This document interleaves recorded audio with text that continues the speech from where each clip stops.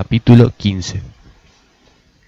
Las inconsecuencias de los anarquistas individualistas. 74. No es útil disimular las faltas. Se nos objetará que, examinándolos de cerca, los individualistas no dejan de parecerse mucho a todo el mundo, que a veces se critican entre sí neciamente y que las razones de su hostilidad hacia los demás son, con frecuencia, mezquinas y bajas. No lo negaremos.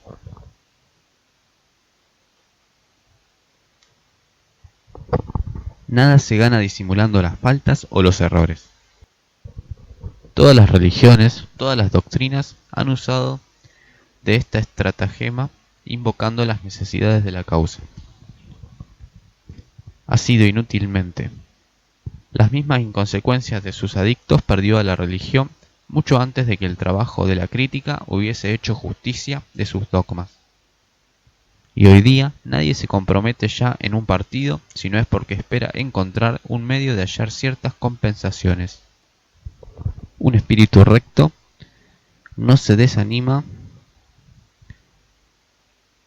por las contradicciones que en la práctica suelen desvirtuar las teorías, sino que, después de un examen superficial, penetra profundamente en las causas, se da cuenta de los hechos, los estudia con toda sinceridad, los analiza imparcialmente y saca, en fin, las conclusiones que han de aumentar sus conocimientos y que ha de exponer a sus camaradas, como otros tantos motivos de reflexión fecunda. Sin duda, un anarquista no se preocupará por las exclamaciones interesadas de burgueses y moralistas religiosos o laicos. El fariseísmo o la grosera hipocresía burguesa encuentra un placer especial, una vanidad exagerada en mostrar las inconsecuencias de los anarquistas. Gentes honradas cuya fortuna se edifica sobre la explotación de los más desgraciados. Cerebros sin horizontes, intelectuales, cuya única preocupación es la conquista de influencias materiales. Padres interesados en colocar convenientemente a su progenie, como si fueran comerciantes inquietos por desembarazarse de sus géneros de saldo. Sibaritas empedernidos bajo la máscara de una responsabilidad forzada. Vuestras protestas equivalen a los ecos confusos que el viento arrastra sin llamar la atención de nadie. Tampoco sienta bien a los moralistas exhibir un pudor ofendido. Ya sabemos lo que ocultan los rostros asustados de los periodistas sensatos y de los escritores talentudos. No ignoramos sus mejores ocupaciones, que consisten en preservar de las ideas disolventes a las instituciones de la sociedad actual. Tanto los privilegiados como los que aspiran a serlo han comprendido cuánto ganaría su causa logrando distraer la atención de los desheredados sobre las verdaderas causas del sufrimiento y procurando fijarla sobre las inconsecuencias de los que son irreconciliables enemigos de todo absurdo y bárbaro privilegio social. Así pues, cuando examinamos la cuestión de las inconsecuencias de los anarquistas, no lo hacemos en modo alguno para justificarnos ante nuestros adversarios. No escribimos por escribir, ni hablamos por hablar. Nuestros deseos son profundos o elevados. Nosotros pensamos que una teoría vale muy poco si no se afirma en la práctica, y todo nuestro interés consiste en buscar las razones de las incongruencias que se notan a veces entre la concepción anarquista y su realización. 75. Capacidad de pensamiento y facultad de realización. La primera constatación que hacemos y que se aplica a todos los dominios es que el pensamiento aventaja a la acción, y no queremos hacer una deducción peligrosa fijando una ley. Nos limitamos a sentar un hecho. Construimos con gran facilidad teorías que casi en absoluto no podemos realizar. Colonias comunistas, práctica del compañerismo efectivo, experiencias de amor libre y de liberación sexual. Toda clase de esfuerzos a realizar en común, que de proyectos concebidos con ardor que han conducido a miserables fracasos. Y en nuestra vida individual, ¿cuántos descontentos y decepciones? A veces nos encontramos muy por debajo de lo que quisiéramos ser. Deseamos por encima de todo ser y, sin embargo, muchas veces hemos de resignarnos únicamente a parecer. Quisiéramos ser buenos y nos encontramos malos, obrar desinteresadamente y pronto descubrimos nuestro grosero interés. Nos pretendemos exentos de celos, de envidia, de rencor, y he aquí que nuestros actos desmienten nuestras pretensiones. Cuántas antipatías, movimientos de impaciencia o de humor, gestos de vanidad, incompatibles con el modelo que interiormente nos hacemos del anarquista consciente. Denunciamos la dominación y ciertas circunstancias nos muestran como verdaderos autoritarios. Declaramos que el mundo es bastante vasto para que la propaganda en general tenga libre curso y, no obstante, nos encontramos desconcertados ante cualquiera que obre en diferente sentido que nosotros. Nos afirmamos tolerantes y la menor oposición nos solivianta. ¡Qué de amargas desilusiones! Pues bien, todo esto es verdad. Hemos edificado en nuestras mentes una maravillosa vivienda, pero el día que quisimos instalarnos en ella, se convirtió en un Saki-Sami, y feliz todavía si es habitable. Nuestra capacidad intelectual traspasó los límites de nuestra facultad de realización, y esto es todo.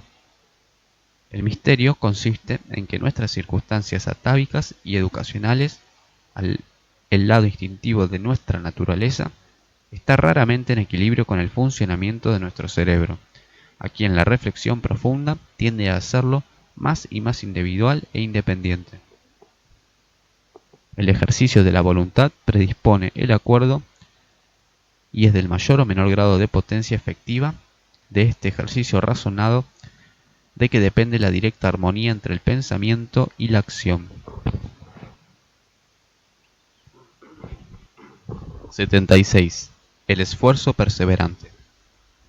Ciertamente, los que se conforman con lo establecido, los que siguen plácidamente los caminos trillados sin sentir el deseo de la experiencia, pueden fácilmente ser consecuentes. Para el anarquista, que quiere seguir una ruta independiente, la escena cambia. La consecución del equilibrio entre el pensamiento y la acción, el ejercicio de la voluntad para poner a ambos de acuerdo o para indicarles aún más elevados fines, constituye el interés de la vida individual. Se hace la vida misma, en la que las inconsecuencias son otros tantos jalones que señalan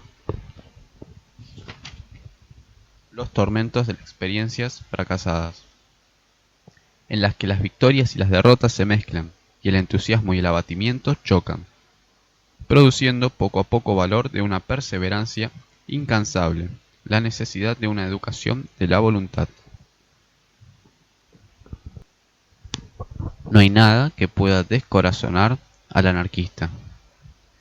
Conoce la violencia del esfuerzo para armonizar la teoría y la práctica, y sabe que para realizarlo no debe salirse de sí mismo, puesto que si ha podido concebirle su entendimiento lógico es que no esté por encima de su capacidad efectiva. Luego perseverará, ejercerá y educará su voluntad para intentar combatir las tareas ancestrales y la influencia del medio, que son las mayores dificultades con que se tropieza en la vida social, para expansionarse individualmente. Gracias a esta energía persistente, aunque no siempre sea coronada por el éxito, se reconocerá la sinceridad del compañerismo que no puede aceptar la inconsecuencia como un hecho ineludible, pues esto supondría una superchería o una pereza crónica, defectos que son esencialmente anti-anarquistas.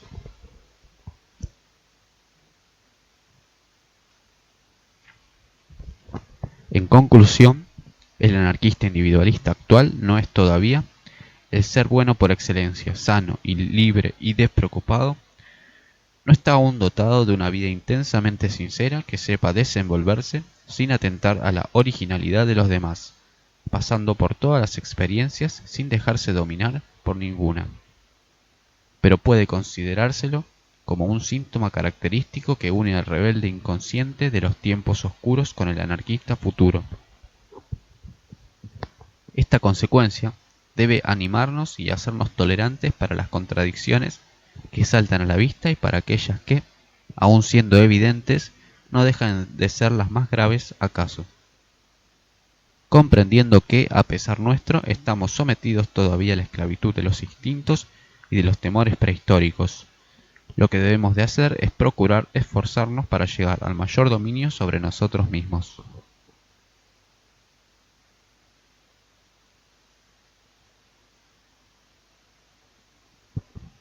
77. El mal compañero.